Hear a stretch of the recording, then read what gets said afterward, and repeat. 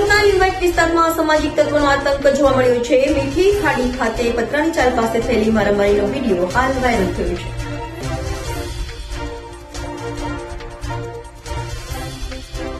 સુરત પોલીસનો આરોપીઓનો સરઘસ કાઢવાનો અસર અસામાજિક તત્વો ન હોય તેમ લાગી રહ્યું છે। ત્યારે લિંબાયત મીઠી ખાડી ઇસ્માલિક ચોક પતરાની ચાલ પાસે થયેલી મારામારીની ઘટનાનો વિડીયો વાયરલ થયો છે।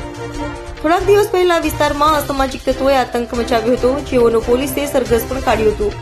ત્યારે ફરી વખત અસામાજિક તત્વો મારામારી કરતા હોવાના સીસીટીવી ફૂટેજ સોશિયલ મીડિયામાં વાયરલ થયા છે।